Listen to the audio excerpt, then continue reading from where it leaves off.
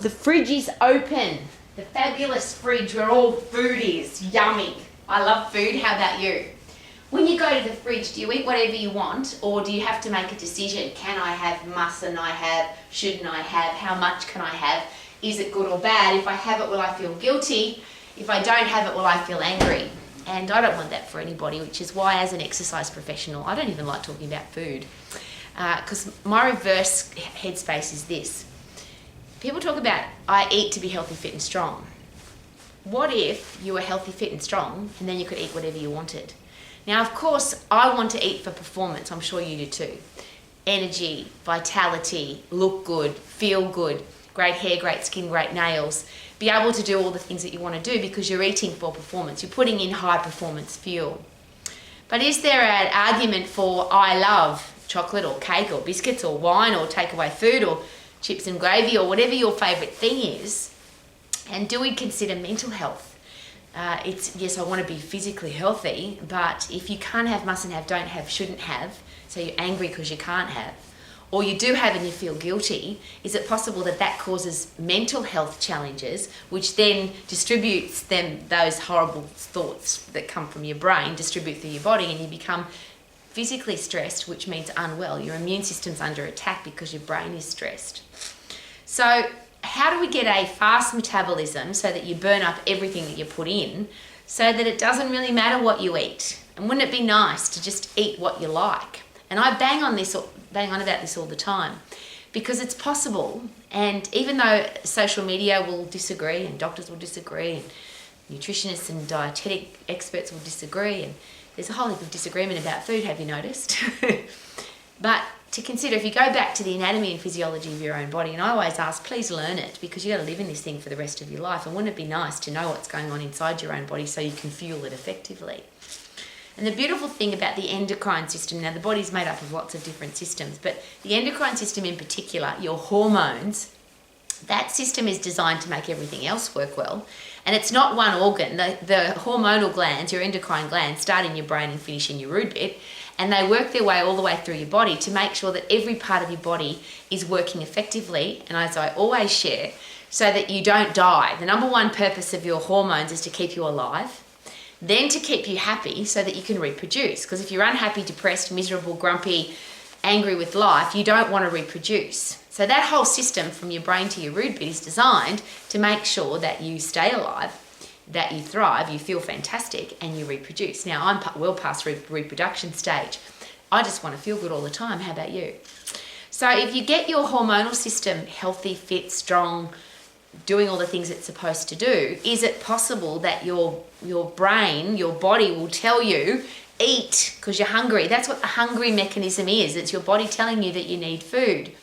Your hormones also produce, or the endocrine system produces a hormone that says, stop eating, you're full, you don't need any more. Now, if you're unfit and unhealthy, if you're weak and frail, that system's busted and broken. And that's why there's a lot of people, or is it possible that's why there's a lot of people that don't eat because they're hungry and they don't stop eating because they're full. They just eat for emotional reasons, hormonal reasons, not logical. I'm hungry, I'm going to eat. I'm full, I'm going to stop eating.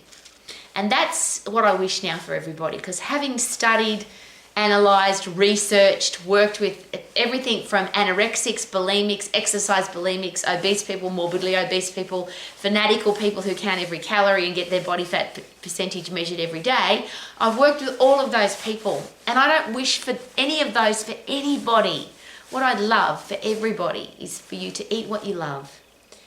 Eat when you're hungry, stop eating when you're full, eat all the foods that you love, and have a body that's healthy, fit and strong, and you can go and do all the things that you want to do.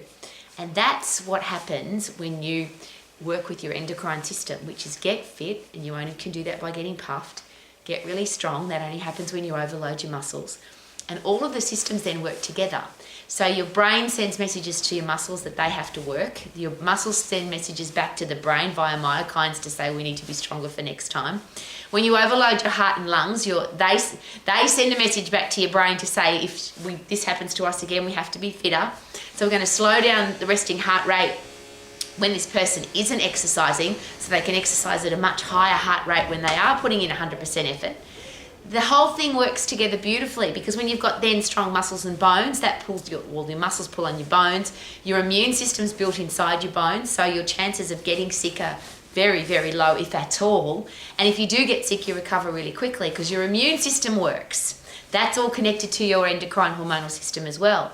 Your central nervous system fires everything up. But if you don't put that under pressure, it becomes dull, it becomes flat. So you've got to keep your electrical system on fire, and that comes from 100% effort from exercise, getting puffed, and for overloading your muscles and bones so that you're strong. Then your skeletal system is really important, if for nothing else than your posture. As you get older, if you lose muscle, which means you're no longer pulling on your bones get weak and you get really bad posture, which means you look terrible in your clothes. But the horrible one to that, and we don't usually talk about it because you can't see your bones, but bone thinning disease, osteoporosis, normally related to old people because they become inactive, is now in children. Now, you can't eat your way out of osteoporosis. You have to have strong muscles pulling on your bones to keep your bones strong, which then, of course, keeps your immune system strong, and they all work together so that you can feel fantastic and reproduce if you want to, but just feel fantastic if you're past reproduction stage.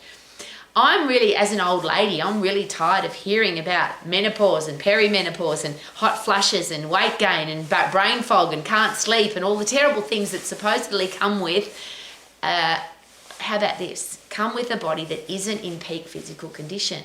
Of course, if you're going through menopause and you're weak and frail, overweight, stressed, grumpy, miserable, how can your body deal with all of the chemical changes, the hormonal changes that happen in your body when it's got to deal with all the other stuff? But if you're really fit and really, really strong, your endocrine system is fit and strong, is it possible then that everything from periods, pregnancy, menopause, testosterone levels, all the hormonal challenges that people talk about every single day, is it possible that they'll all work? Now, the beautiful thing about metabolism, and I talk about this, I think, every day, your metabolism, if you go on a diet, will slow down, because when you go on a diet, you lose muscle.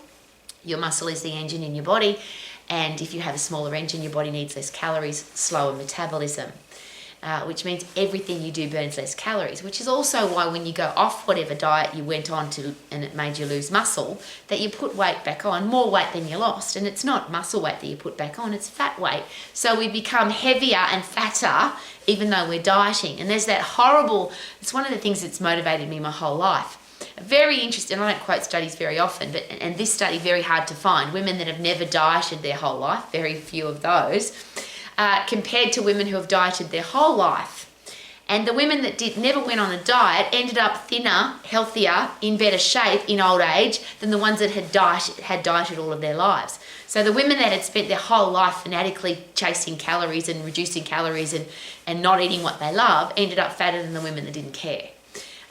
I share that with you because I wish for everybody to be happy every day. And people say, how can you be happy every day? Well, how about, is it possible there's a lot of miserable people because people want to eat something and they can't, or they eat it and they feel guilty? What if you had a body that burnt everything up? So if you get really fit and really strong, so I'm just going to wrap that up. How fit are you? So that's easy to test. At 100% effort, how long does it take you to recover? And what is your resting heart rate? If you've got a low resting heart rate, and if you work hard at 100% effort for 10 seconds and your heart rate comes down really quickly, that is a great definition of being fit. That's the technical definition of fitness. So low resting heart rate, fast recovery after 100% effort. How strong are you? That's easy to test, because you go lift something. If you can't lift it, you're not very strong. Next time you go, if you aim and you can lift it again, you've gotten stronger. And you can keep getting stronger because the thing that you're lifting gets heavier. So it's really easy to measure if you're getting stronger. So if you're really fit and if you're really strong, or rephrase, how fit are you? How strong are you? And if you're not fit and strong, wouldn't that be a great place to start, rather than go on a diet and slow down your metabolism? Go on a diet and can't have, mustn't have, shouldn't have, don't have all the things that you love. Be stressed and concerned and worried about menopause, perimenopause, pregnancy, periods, all the things that women are concerned about. Wouldn't it be awesome to just live your life every day loving your food, eating for pleasure and for performance, never feeling guilty about what you eat, and just living life, and as I always share, to the max.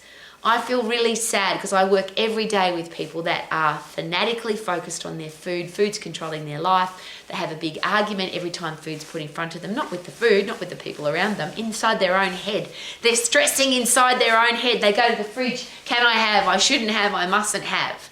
Wouldn't it be nice to come into the kitchen, open the fridge, eat whatever you want, your body will tell you to stop eating when you're full, and then have a lean, healthy, fit, strong body for the rest of your life that you are in control of rather than your hormones controlling you? Could that be a very cool way to live your life to the max? Super-duper-doo, how are you? Going to the fridge to have some yummy food. What shall we have? There's lots of yummy food in here.